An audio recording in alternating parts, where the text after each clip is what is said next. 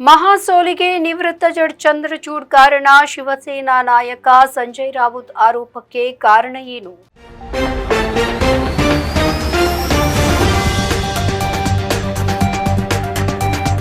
Maharashtra assembly ಚುನಾವಣಾ ಫಲಿತಾಂಶದ ಹಿನ್ನೆಲೆಯಲ್ಲಿ ಶಿವಸೇನೆಯ ನಾಯಕ ಸಂಜಯ್ ರಾವುತ್ ಸ್ಫೋಟಕ ಹೇಳಿಕೆಗಳನ್ನು ನೀಡಿದ್ದು, ಮಹಾವಿಕಾಸ್ ಆಘಾಡ್ ಸೋಲಿಗೆ ಭಾರತದ ಮಾಜಿ ಮುಖ್ಯ ನ್ಯಾಯಮೂರ್ತಿ ಡಿವೈ ಚಂದ್ರಚೂಡ್ ಅವರೇ ಕಾರಣ ಎಂದು ಆರೋಪಿಸಿದ್ದಾರೆ. ಬಿಜೆಪಿ ನೇತೃತ್ವದ ಆಡಳಿತಾರೂಢ ಎನ್ಡಿಎ ಮೈತ್ರಿಕೂಟವು 235 ಸ್ಥಾನಗಳೊಂದಿಗೆ ಭರ್ಜರಿ ಜಯವನ್ನ ಸಾಧಿಸಿತು. ಪ್ರತಿಪಕ್ಷ ಎಂವಿಎ ಕೇವಲ 49 ಸ್ಥಾನಗಳಿಗೆ ತೃಪ್ತಿ ಪಡಬೇಕಾಯಿತು.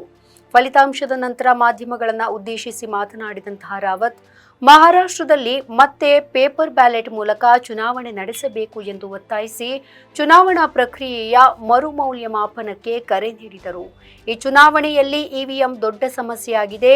ಈ ಫಲಿತಾಂಶ ಇರಲಿ, ಆದರೆ ಕಾಗದದ ಮತಪತ್ರಗಳ ಮೂಲಕ ಮತ್ತೊಮ್ಮೆ ಚುನಾವಣೆಯನ್ನ ನಡೆಸಿ, ನಂತರ ಅದೇ ಫಲಿತಾಂಶವನ್ನ ನಮಗೆ ತೋರಿಸಿ ಎಂದು ರಾವತ್ ಸವಾಲು ಎಸೆದಿದ್ದಾರೆ. ಇಷ್ಟಕ್ಕೆ ನಿಲ್ಲದ ಸಂಜಯ್ ರಾವತ್ ತಮ್ಮ ಕೋಪವನ್ನ ಮಾಜಿ ಮುಖ್ಯ ನ್ಯಾಯಮೂರ್ತಿ ಡಿವೈ ಚಂದ್ರಚೂಡ್ ಕಡೆಗೆ ತಿರುಗಿಸಿದ್ದಾರೆ. ಫಲಿತಾಂಶಕ್ಕೆ ಅವರನ್ನ ಹೊಣೆಗಾರರನ್ನಾಗಿ ಮಾಡಿದ್ದಾರೆ.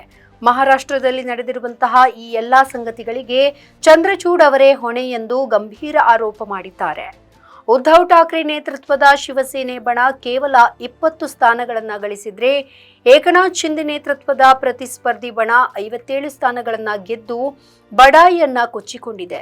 ಎನ್ಡಿಎಯ ಐತಿಹಾಸಿಕ ವಿಜಯವು ಎಂವಿಎ ಒಳಗೆ ಕೋಪವನ್ನ ಹೆಚ್ಚಿಸಿದೆ. ನಾಯಕರು, ಚುನಾವಣಾ ಪ್ರಕ್ರಿಯೆಗಳು, ಪಕ್ಷದ ಕಾರ್ಯತಂತ್ರಗಳು ಹಾಗೆ ಈಗ ನ್ಯಾಯಾಂಗ ವ್ಯಕ್ತಿಗಳು ಸೇರಿದಂತೆ ಅನೇಕ ಅಂಶಗಳತ್ತ ಬೆರಳು ತೋರಿಸಿದ್ದಾರೆ. ಮಹಾರಾಷ್ಟ್ರದಲ್ಲಿ ಬಹುಮತವನ್ನ ಸಾಧಿಸಲು ಎನ್ಡಿಎ ಇವಿಎಂ ದುರ್ಬಳಕೆ ಮಾಡಿಕೊಂಡಿದೆ ಎಂದು ಉದ್ಧವ್ ಸೇನೆಯ ಹಲವು ಮುಖಂಡರು ಆರೋಪ ಮಾಡಿದ್ದಾರೆ. ಅನುಶಕ್ತಿ ನಗರದ ವಿಧಾನಸಭೆಗೆ ಸ್ಪರ್ಧಿಸ್ತಾ ಇರುವಂತಹ ಸ್ವರಾ ಭಾಸ್ಕರ್ ಅವರ ಪತಿ ಫಹಾದ್ ಅಹಮದ್ ಕೂಡ ತಮ್ಮ ಸೋಲಿಗೆ ಇವಿಎಂಗಳತ್ತ ಬೊಟ್ಟು ಮಾಡಿದ್ದಾರೆ.